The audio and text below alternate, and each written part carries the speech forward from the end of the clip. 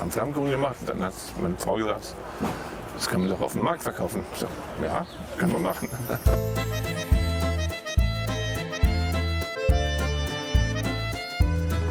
So, dann guten Appetit.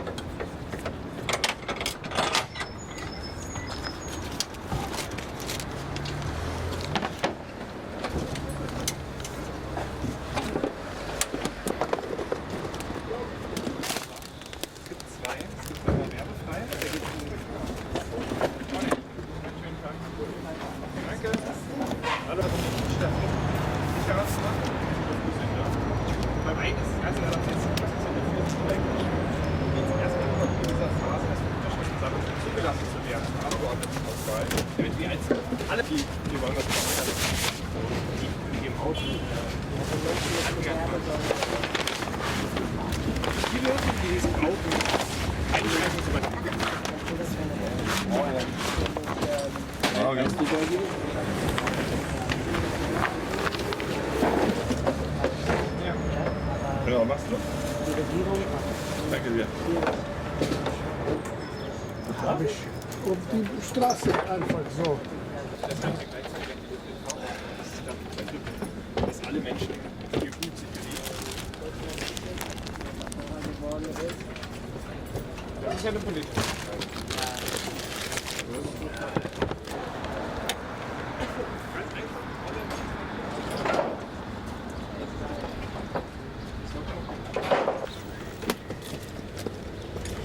Hier mache ich dir auch diese Fuß. Ja.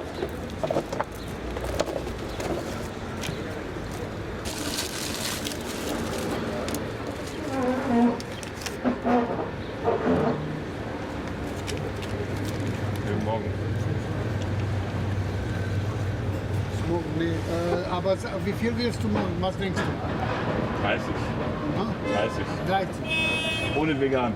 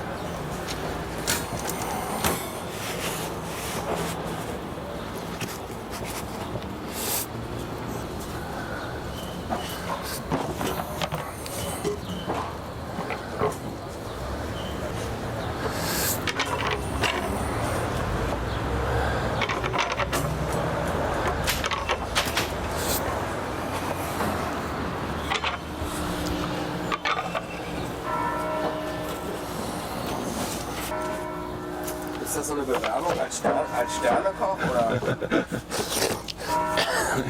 So, Voraufnahmen für Hollywood. Ja, das habe ich gerade nicht gedacht. Genau, so ein Contest.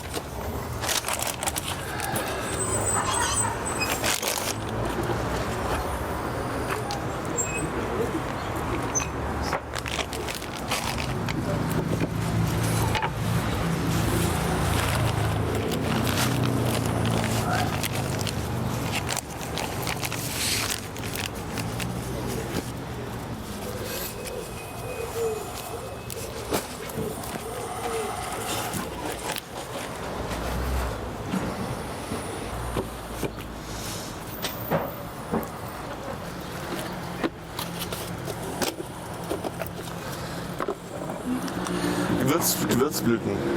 Das hier ist eine normale Kräutermischung. Das hier sind Gewürzblüten. Das ist eine spezielle Art der Zubereitung? Nee, das ist meine spezielle sozusagen, ja. wenn die auf den warmen Flammkuchen kommen, dann fangen die auch an sofort zu duften. Also die Kunden kriegen das gleich mit. Das riecht halt auch. Bringen halt Geschmack und riechen halt auch.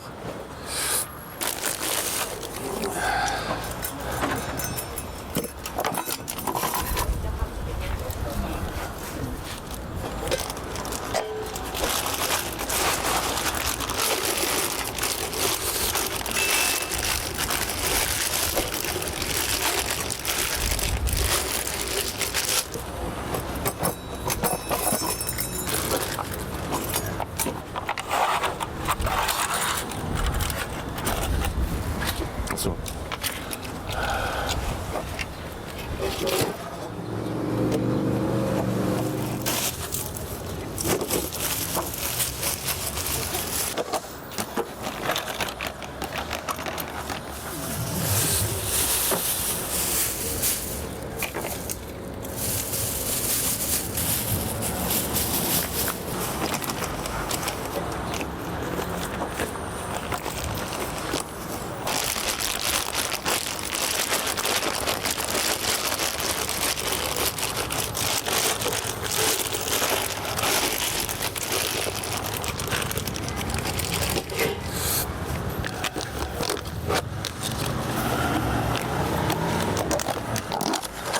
Was ist das alles jetzt? Käse, Tomate. Die Tomaten schneide ich immer frisch. Also hier Chorizo Schafskäse, Blutwurst und Apfel. Da habe ich hier ein Stück Blutwurst.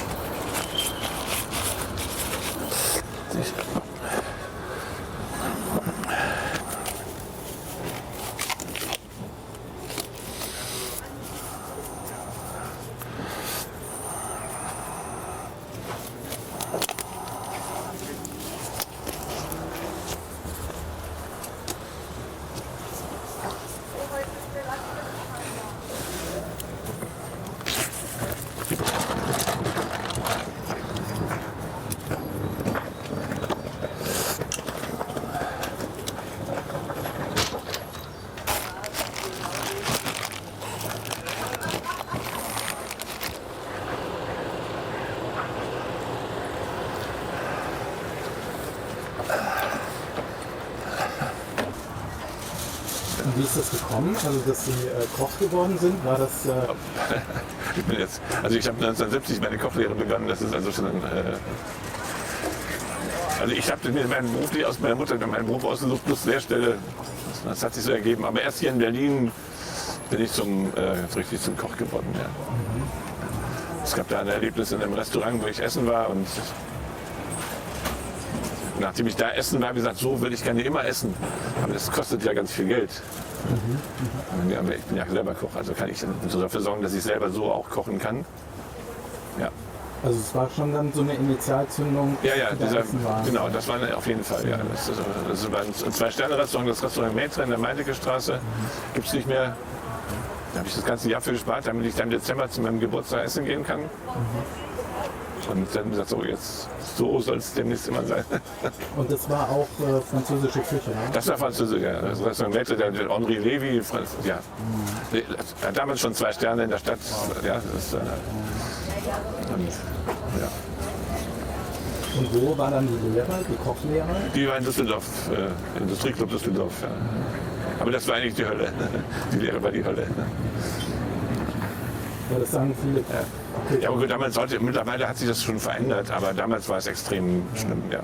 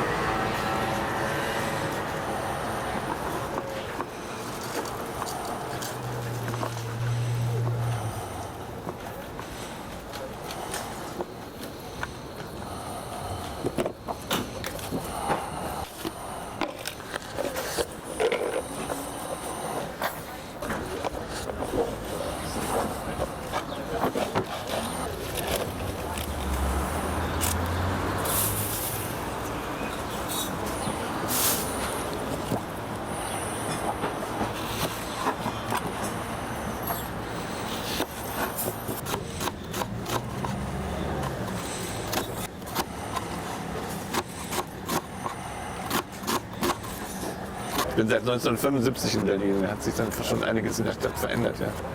Also Ach so, ich bin ein alter Rest-West-Berliner sozusagen. Also für mich ab Gendarmenmarkt ist für mich Städtereise. Und ab 1975, das bedeutet davor, wo kommen Sie denn gebürtig her? Also gebürtig Wuppertal, aufgewachsen Mettmann, Düsseldorf. Also in Düsseldorf habe ich halt Kochlehre gemacht.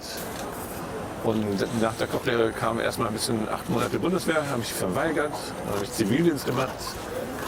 Und genau an diesem Knickpunkt Bundeswehr-Zivildienst hat sich meine erste große Liebe von mir getrennt. Und ich bin aus Liebeskummer nach Berlin geflohen. Mein Bruder war schon hier und von da habe ich gekannt, wo ich konnte bei ihm wohnen. Und ich wollte so weit weg wie möglich von Düsseldorf und ja, und dann bin ich halt hier hängen geblieben. Den größten Teil der Zwiebeln habe ich natürlich gestern schon vorgeschnitten. Sonst schaffe ich das zeitlich morgens natürlich nicht.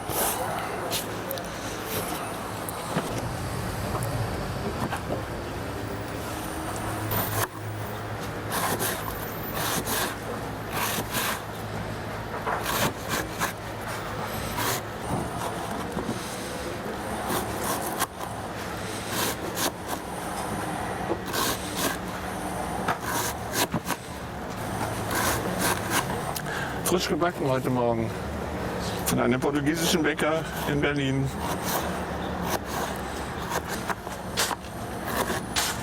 Ich habe immer 5 Vegane dabei. Oh wow, sehr gut. Dann würde ich tatsächlich welche mitnehmen. Was kosten die denn? 2,50 das Stück. Pro Stuhl? Dann würde ich tatsächlich, glaube ich, 4 Stück mitnehmen. Gerne. Das freut mich aber, das ist super.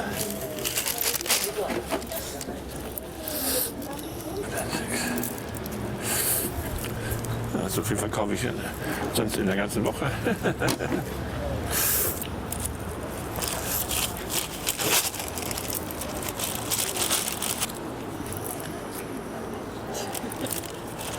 Das ist echt. Doch, doch, danke schön. Schönen Tag. Ja. 4 vegane Pastellnate habe ich selten. Ein Schlag.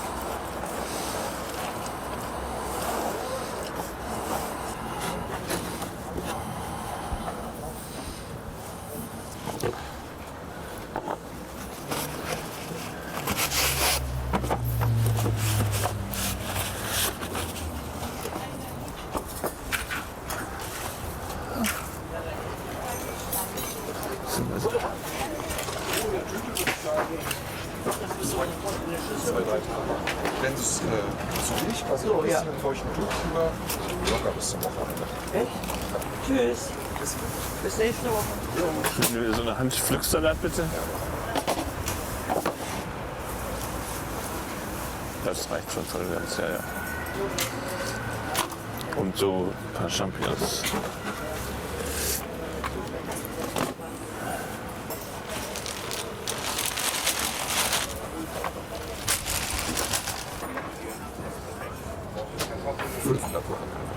Danke. Es gibt immer noch einen Flammkuchen des Tages. Der ist dann heute mit den Champignons.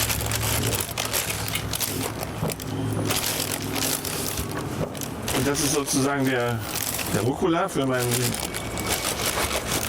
Salat, Tomate, Rucola. Marktfrisch sozusagen. Ja, genau. Ja.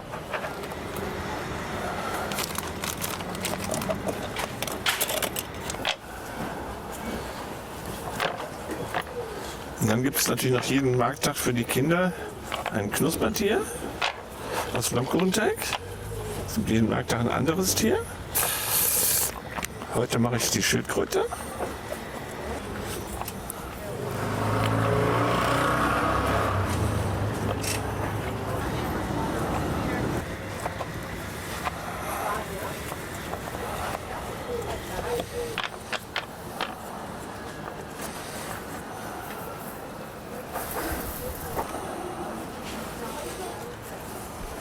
Am Samstag gab es knuspertiertes Schweinchen.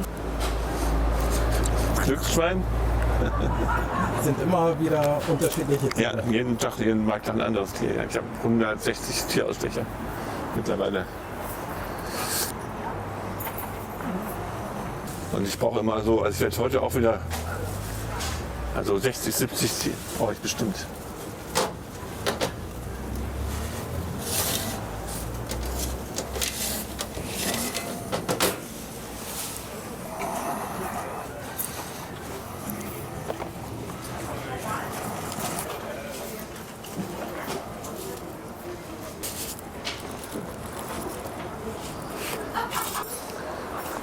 Mit dem Ofen habe ich momentan ein Problem, weil der untere wird extrem heiß. Also hier kann ich den normal reinschieben und hier kann ich ihn nur mit dem Blech drunter reinschieben, weil sonst verbrennt der sofort. Achso, der untere wird. Der wird zu heiß, ja, der wird heißer.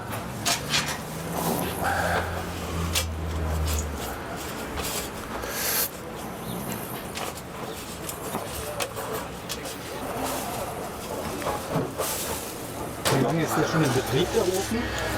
Der ist bestimmt auch schon 4 Jahre, 4, 5 Jahre. Und wie lange machen Sie das jetzt schon mit dem Flammkuchen? Seit 2008. Also man kennt sie auf den Märkten in Berlin. Ja, also Charlottenburg auf dem Karl-August-Platz auf jeden Fall. Da habe ich angefangen mit meiner Frau zusammen, 2008. Ja. Und der Markt ist, wenn ich jetzt aber auch schon 5 Jahre. In der Karlsruhe vielleicht 3 oder 4 Jahre, da bin ich noch nicht so lange. Zwischendurch habe ich verschiedene andere Märkte ausprobiert. Und von Anfang an Flammkuchen war das. Ja, die Flammkuchen, das ist sozusagen aus der Not entstanden. Also ich habe, bevor ich mit meiner Frau mit dem Markt angefangen habe, wir hatten zusammen erst ein kleines Restaurant, dann ein großes Restaurant. Damit sind wir in den Rent gegangen. Meine Frau hat ihr gesamtes Vermögen verloren. Ich als Koch finde natürlich immer irgendwie Arbeit. Und habe dann in Zehlendorf in einem kleinen Kaffeebar gearbeitet und der hatte Flammkuchen. Und der musste das Kaffee aber aufgeben. Und der wollte die ganzen Sachen in dem Kaffee drinstehen lassen. Und ich habe gesagt, das können Sie nicht machen. Kann ich das haben? Dann habe ich das mitgenommen. Und dann hatte ich eben zu Hause diesen Flammkuchenofen und alles, was man braucht. Dann haben wir Freunde zum Besuch gehabt und haben Flammkuchen gemacht. Und dann hat meine Frau gesagt, das kann man doch auf dem Markt verkaufen. Ich sag, ja, kann man machen. Und dann fing das damit an, ja. Ja, super.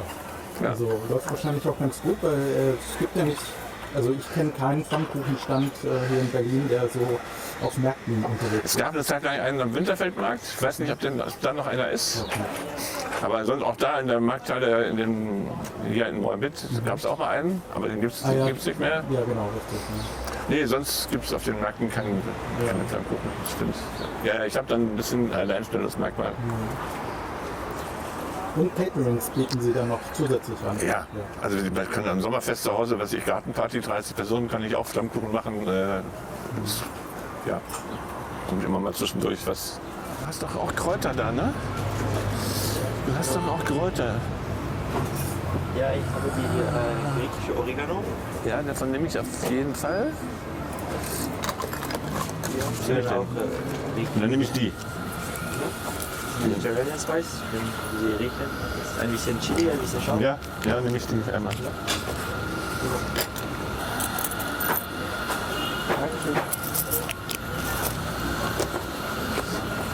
Ich habe sonst immer so eine Kräutermischung, Kräuter der Provence,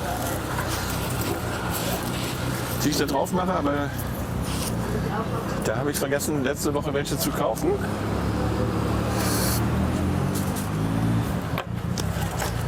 Dann nehme ich jetzt. Oh, das ist ja rot.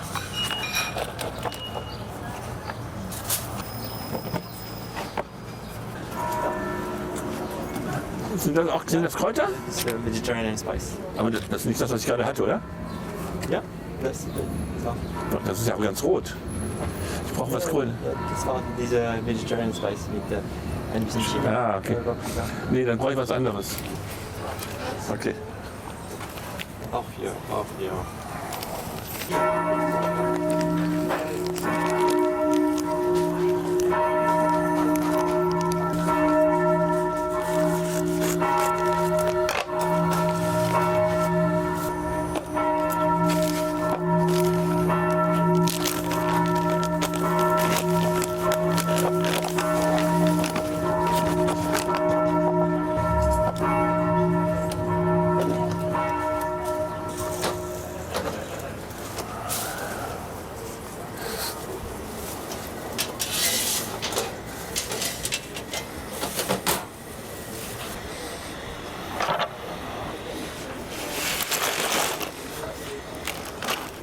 Ja, ich brauche zwei, verstehe ich lang.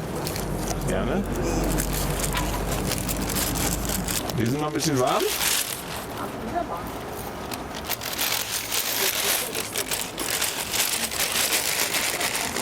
5 Euro bitte. Die Pastel de Natas, Die sind so. Also es ist praktisch. Während der Pandemie war ich in Friedenau auf dem Markt und da war eine Portugiesin, die verkauft hat, nur die verkauft. Und von ihr habe ich den Wecker bekommen und habe dann bei dem bestellt, also auf den Wecken, wo sie nicht war, wo ich war, wo es keiner. Und da, die haben mich sozusagen den Umsatz über die Pandemie gerettet. Weil ja auch da, das ist halt, wir sind eben wirklich täglich frisch gebacken und es gibt, glaube ich, in Berlin keine besseren als die. Also Was kostet bei Ihnen ein Pastel de Nata? 2,50 Stück. Bitte? 2,50 Euro. Dann hätte ich gerne bitte 2. Die sind ja frisch, ne? Ja, das war ein bisschen warm. Kann ich eins haben, was so vielleicht ein bisschen... Ja? Ja.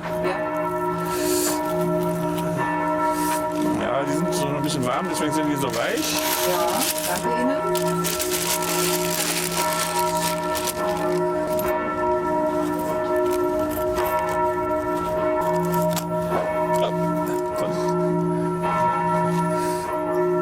Ich danke Ihnen.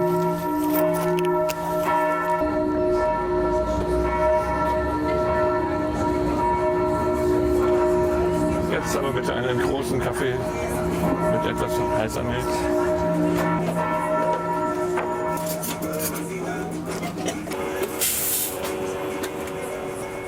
So, kein Stress. Ich hätte einmal den mit Blutwurst und Äpfel und einmal den mit Ziegenkäse, Birne, Walnüssen. 2 ganze, ja? 2 ganze. Passt es hier rein? Mal schauen. Passt das ungefähr? Ja, probieren wir auf jeden Fall. Blutwurst und Apfel und Den Apfel und Ziegenkäse.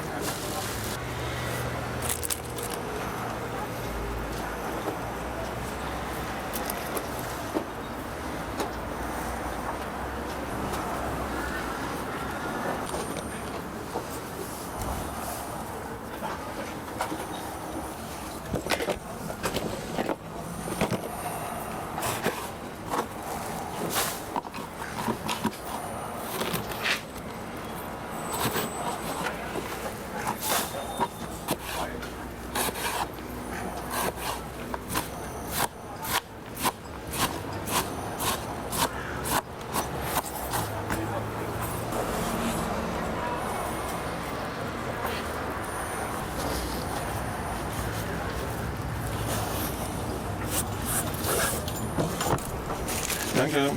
Ja, danke. Danke.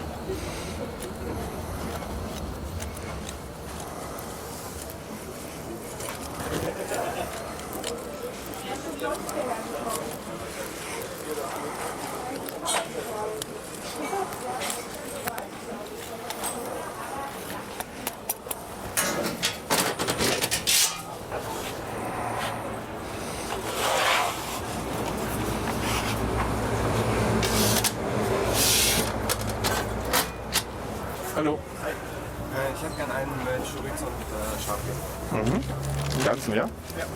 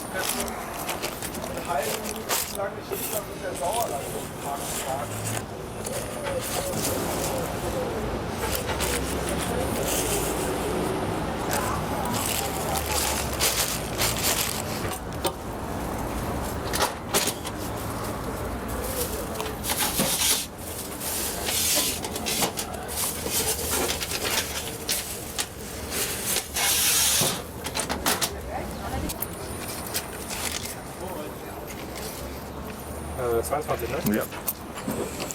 Schau, wie ich denke, das werden kann. Perfekt. Perfekt. Ja. Danke.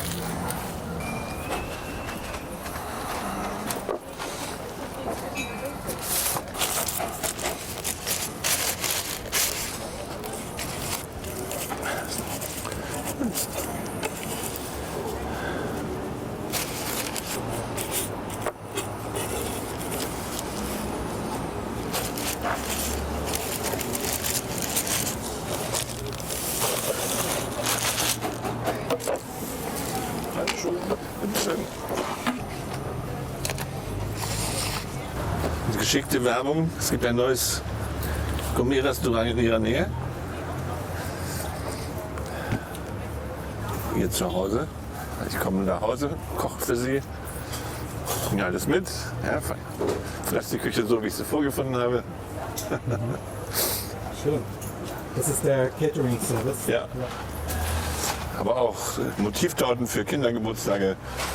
Ich habe schon mal die Zahlen 1 bis 10 als Torten gemacht. Also immer eine 1 als Torte oder eine 2 oder eine 3 mit unterschiedlichen Motiven.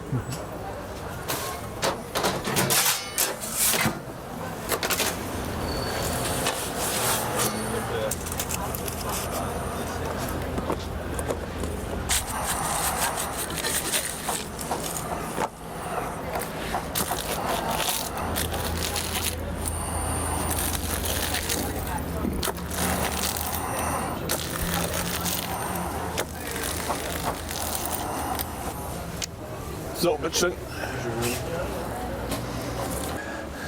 Verbraucht. Meine Blutwurst holen. Hast du Blutwurst da? Nein? Ha? Doch. Alles gut? Ja. Hast du Blutwurst? Ah, Blutwurst, ja, hab ich. Für Pfanne oder für Brot? Für Pfanne. Okay. Ah. Und Lamm hast du heute Lamm da? Nein, Schade, schade. Wildschwein und Reh.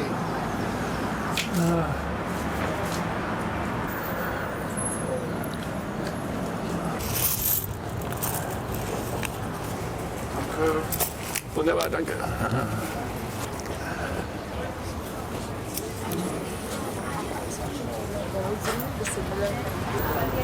So habe ich wieder frische Blutwurst. Die mache ich jetzt zu Hause, schneide ich die dann alle schon und portioniere sie und vakuumiere sie ganz, damit die nicht schlecht wird. Weil so viel brauche ich ja nicht davon. Aber jetzt habe ich erstmal wieder welche.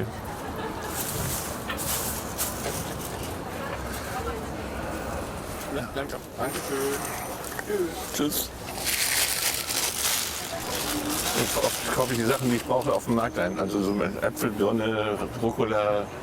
Das kriege ich immer auf den jeweiligen Märkten. Ich bin Tomaten meistens auch, aber die habe ich heute schon mitgebracht. Frischer geht's dann nicht. Nee. Und ich muss nicht viel mit rumschleppen. Ja. Darf ich fragen, wie alt Sie sind? 71. Respekt.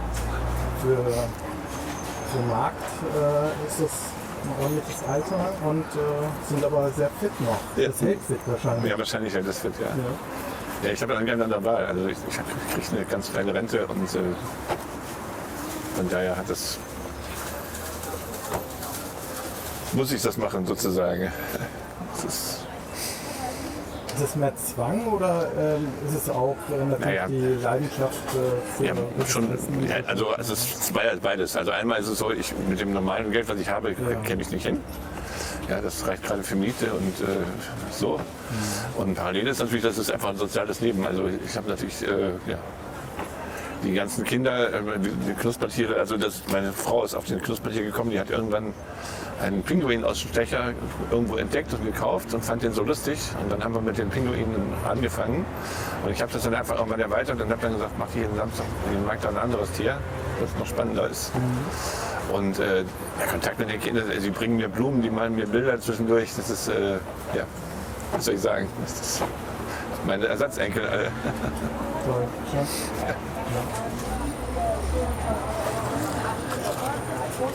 Ein kleines Knuspertierchen. Guck mal, heute gibt es eine Schildkröte. Kann man essen. Ist gratis. Kann man essen, ist gratis, wie Pizzateig. Bitte schön. Bitte schön. Hallo. Ich kann einen halben Pfannkuchen mit Ziegenkäsebirne mal lassen. Ja.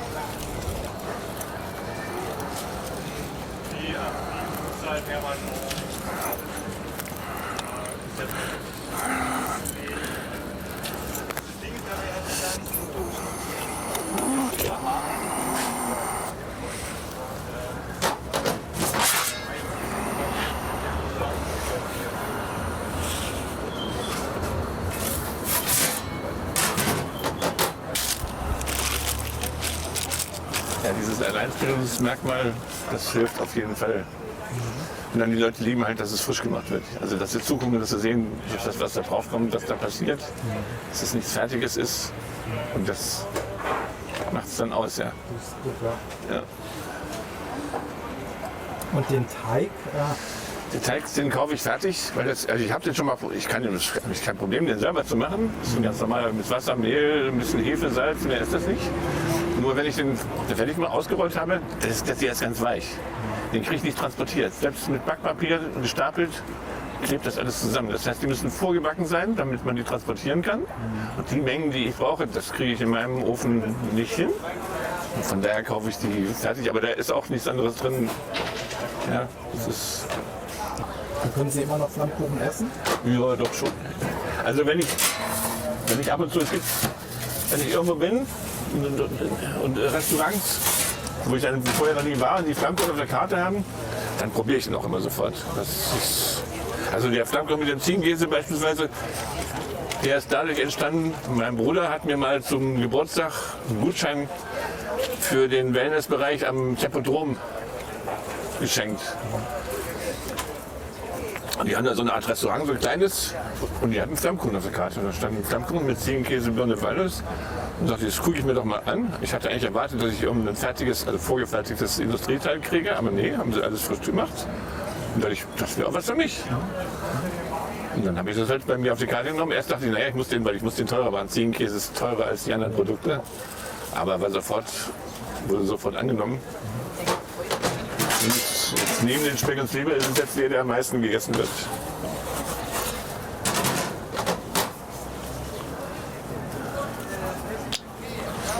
Also die Kombination Ziegenkäse und Birne und Honig passt sowieso immer zusammen.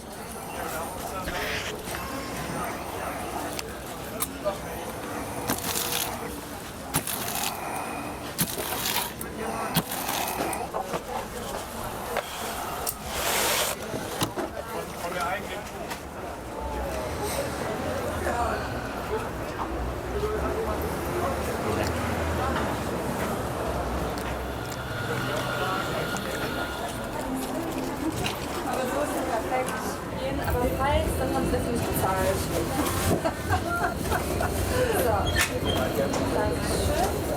Meine Pasta mache ich mir normalerweise auch selber, aber so eine gefüllten Sachen sind halt immer schon sehr aufwendig. Hallo. Ich hätte gern von den Zitronen Pinikernen. Ja, wie viel? Na, was ich, 200 Gramm sowas? 200 Gramm ist für so eine erwachsene Person zum Zu viel? Werden. Ja. Oder 150 geht ja auch, ja. Wenn man so einen Salat oder so Nebenspeisen hat, dann geht das auch mit. Tauschen wir gegen Flammkuchen? Hast du nachher Hunger, Flammkuchen essen? Ich darf nicht tauschen. Was? Deine Kollegin hat vorletzte Woche getauscht. Ich bin noch zu neu. Also wenn das da irgendwo. Das da Kein Problem. Möglich, ne? Ich kann aber auf jeden Fall mit Rabatt drauf machen, das ist gar kein Ding. Aber wenn da jetzt irgendwas bei mir. Lass die ruhig anderen drauf. Nee, du kannst ruhig drauf lassen. Okay, dann sind es aber. Ja, das ist schon okay. Ja. Wie gesagt, Ja, kein Problem, alles gut. ich kann hier noch ein paar da drauflegen, weil ich habe gesehen, dass da ein paar eingerissen sind und dann was da ist. Alles gut. So. Ja, das ist halt mehr. Ich würde ungern wollen, dass mir das richtig Nein. wird. Alles klar. Dann mache ich aber noch Rabatt drauf. Ja, alles gut. Ja? Ja, alles klar. Wo Danke. ist denn der Stand? Der letzte auf der linken Seite. Ja, perfekt. Dann mache ich kurz einmal den Rabatt ab und dann. Danke.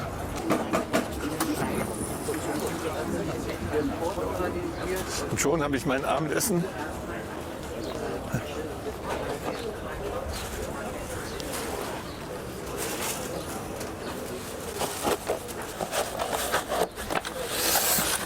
Ravioli sozusagen. Mit Zitrone und Pinienkerne gefüllt. Die habe ich letzte Woche schon probiert. Die sind sehr lecker.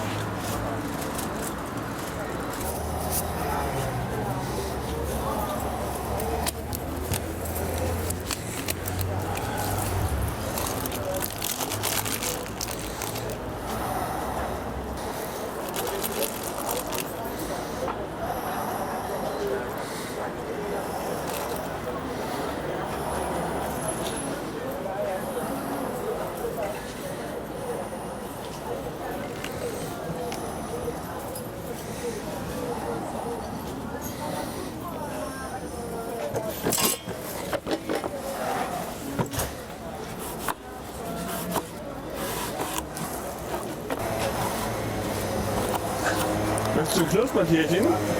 Möchtest du ein Knuspertierchen? Guck mal da vorne, kannst du dir aus der Schale rausnehmen. Die Schildkröte.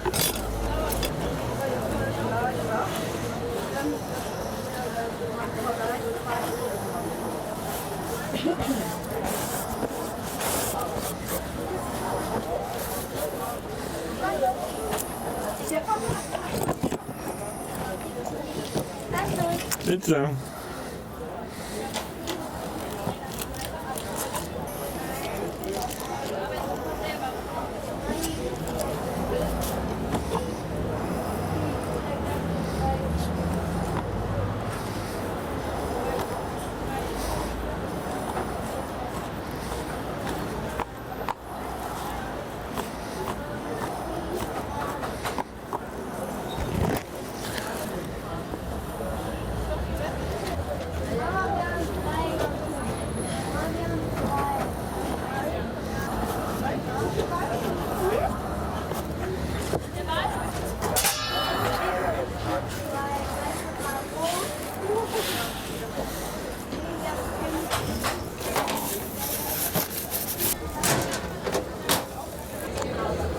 ein kleines Knuspertierchen für Ihren Kleinen. Heute gibt es eine Schildkröte. Das ist gratis. Bitte schön. Dankeschön.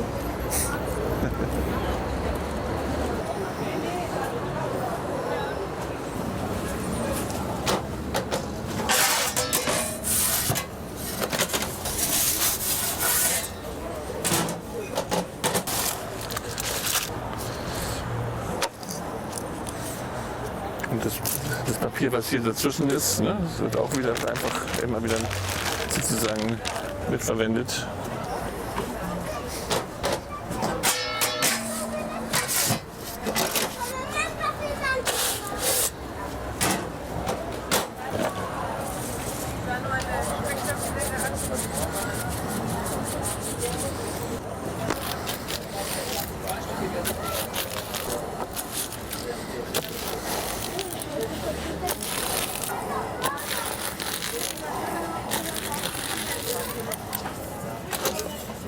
So, bitteschön. Schön gerade halten, bitte. Ja.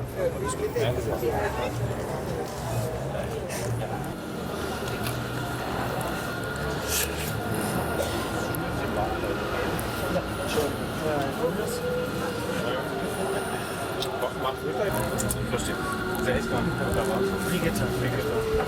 Wechsel. Das ist schön.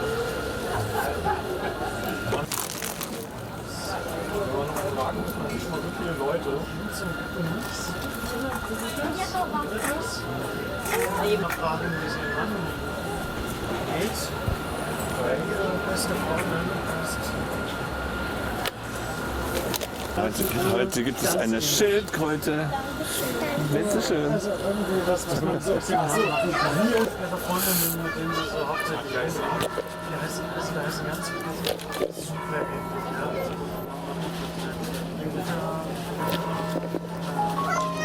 Da gibt es eine. Das auch, aber es gibt noch.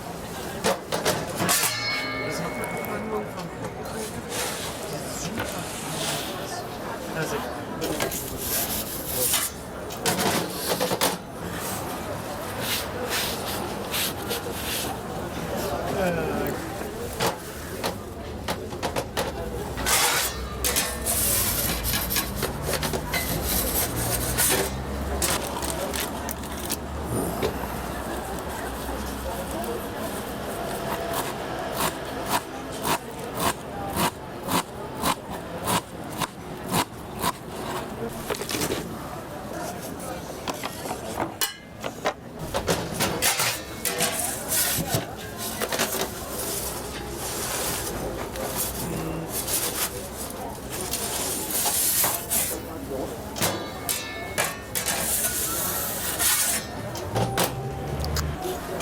Schau mal, heute gibt es eine Schildkröte. Bitte schön.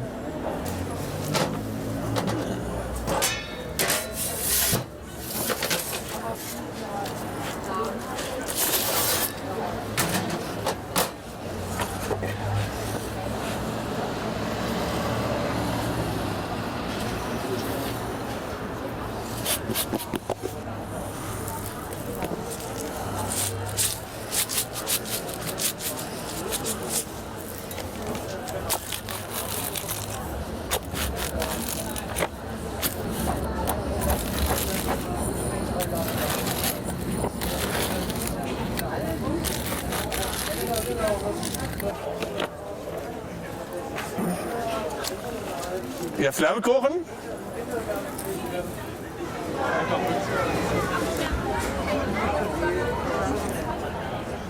Dann ist es natürlich.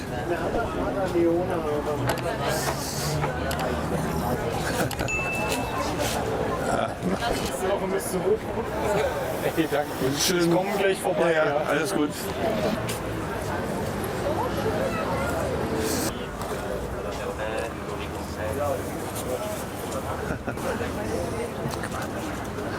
Bitte schön. Es gibt jeden Markt auch ein anderes Tier. Heute ist die Schildkröte dran. Wow. Bitte. Guten Tag. Hi. 2,50 Stück frisch gebacken heute Morgen von einem portugiesischen Bäcker in Berlin. Dann wir nehmen 2 Stück, bitte. Gerne.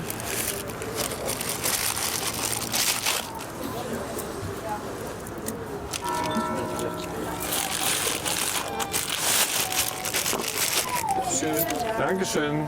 Einen schönen Tag. So, jetzt habe ich die Standgebühr heute, nee, noch nicht, habe ich noch nicht. Standgebühr, ja. Dauert noch. Fehlen noch 10 Euro. Das ist übrigens ein Marmorstein, direkt aus den Marmorsteinbrachen in Carrara. Selber geholt sozusagen. Ja? Ja, ja. Das ist ein Italienurlaub. Glücksbringer oder? Der auch. Ja, aber das ist tatsächlich aus dem Steinbruch. Wir waren unten und haben. Meine Frau hat einen mitgenommen. Und den haben wir dann gekauft. Das ist halt auch aus. Aber das ist halt vom Souvenirshop. Das ist halt sozusagen. Ja. Das Original. Ja. Hallo. Einen klassischen Flamm mit ganzen. Ganzen.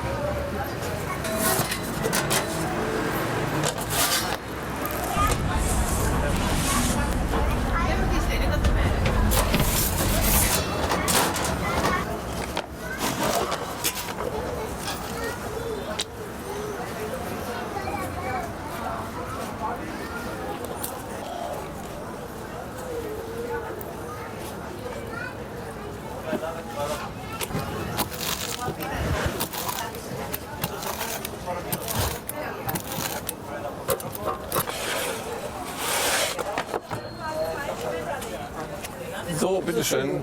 Danke. Einen halben Klassiker. Speck und Zwiebeln. Mhm.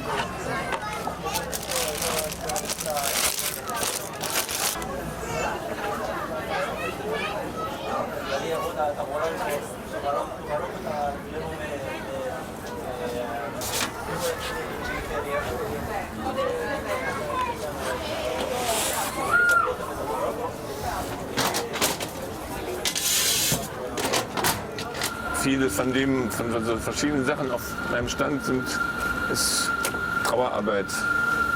Also sind einfach also aus Erinnerungen entstanden.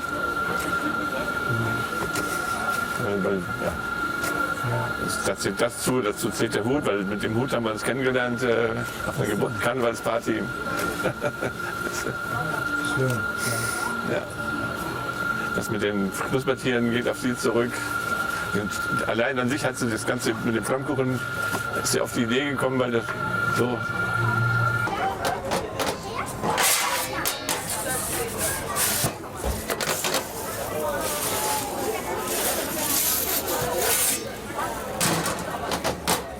Hallo. Halb.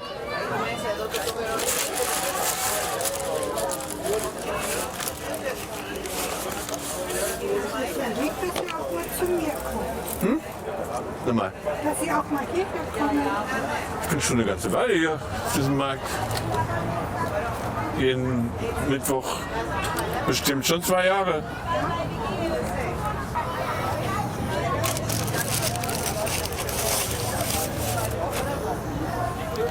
Ziegenkäse war das, ne?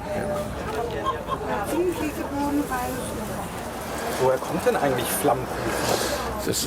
Also die Geschichte ist die, dass es eben früher, als die mit Steinofen ihre Brot gebacken haben, große Steinöfen hatten um Brot zu backen und um festzustellen, ob der Ofen heiß genug ist für ihre Brote, haben sie Teigstücken genommen und platt gemacht und da reingeworfen.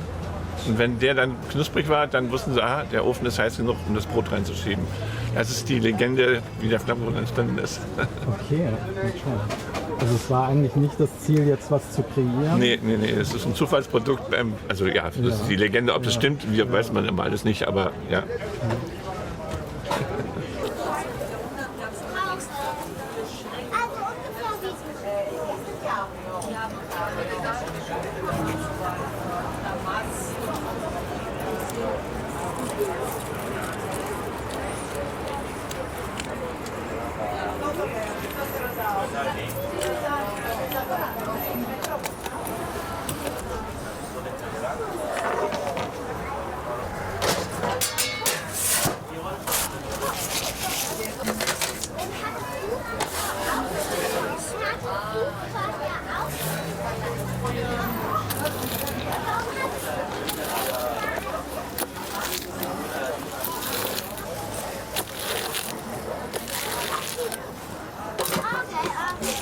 So, Sie hatten aber einen halben, ne? Ich habe einen halben, ich Das war für, das ist für jemand anders.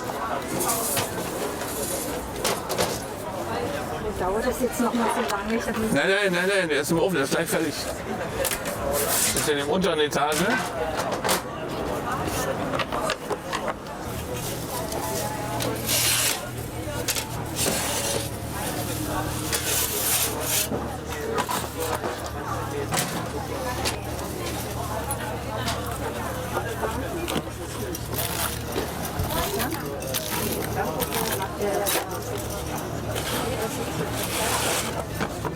So, bitteschön. süß sind die. Dankeschön. Kann ich die eingekackt haben? Die offene Pappe kann ich hier machen. Sind die süß? Schlecht organisiert.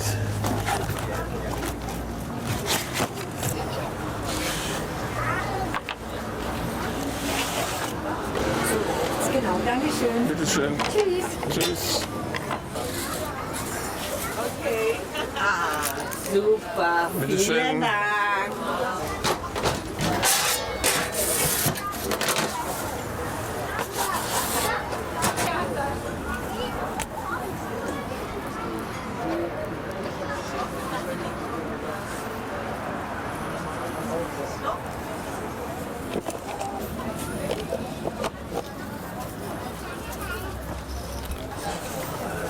So, bitteschön.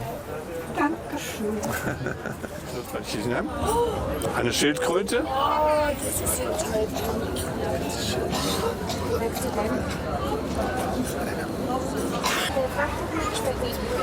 Im Ganzen?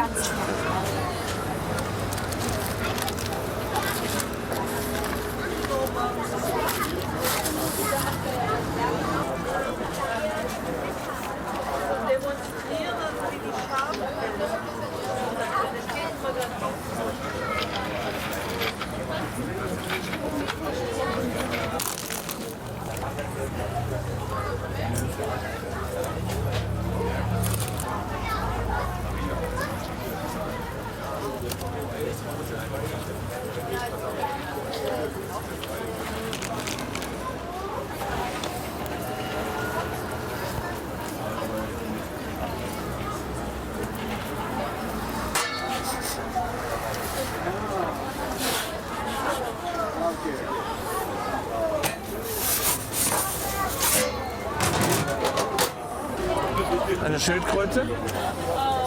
Vielen lieben Bitteschön. Dank. Du auch? Hast du auch eine Schildkröte? Kann man essen.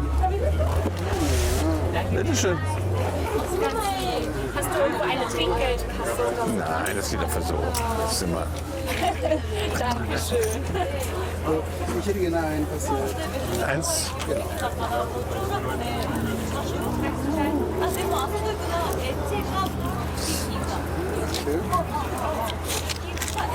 Willst du auch ein Knuspertierchen? Eine Schildkröte? Bitte schön. Lieber, ne? Danke.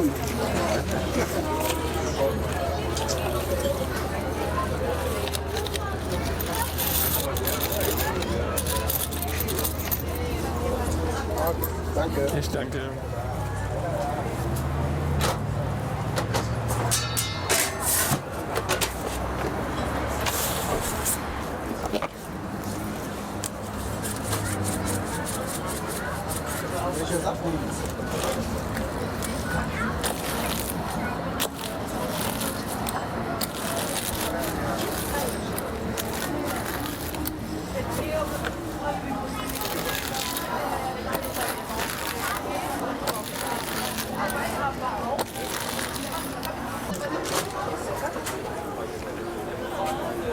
Ich habe es hier schön klein geschnitten. Ja, bitte. Bitte schön. Machst du 12, bitte? Dankeschön. Dankeschön. Na gut.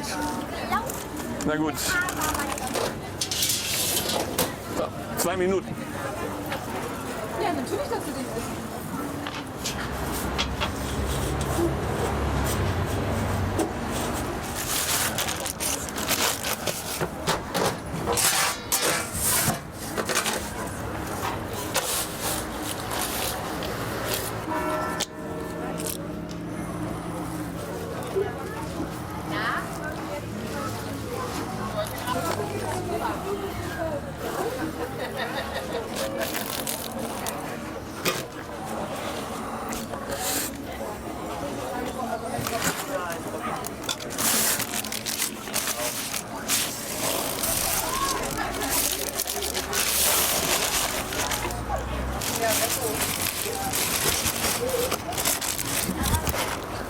So.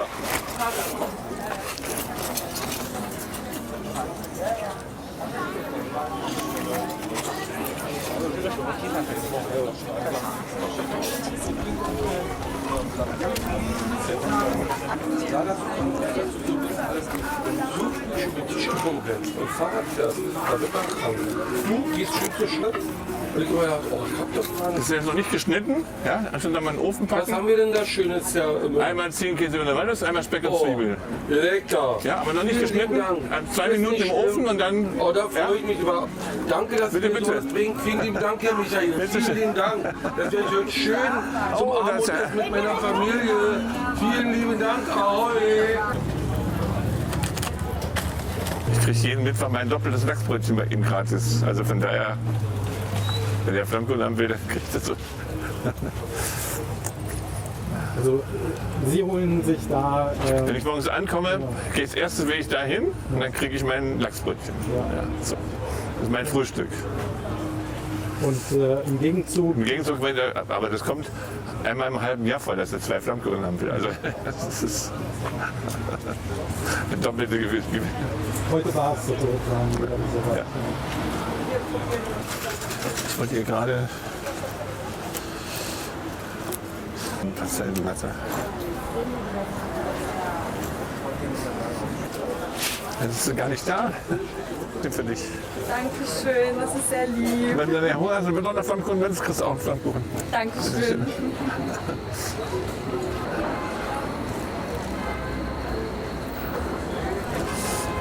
Und was motiviert Sie denn eigentlich, das hier weiterzumachen? Was motiviert Sie denn da? Also, Sind schon die Kontakte mit den Leuten und mit den Kindern. Das ist schon das, wo ich sage, ja, das kann ich immer haben. Also, weil ich habe ja keinen großen Stress. Also auch so, sagen wir mal, wie heute, habe ich keinen großen Stress.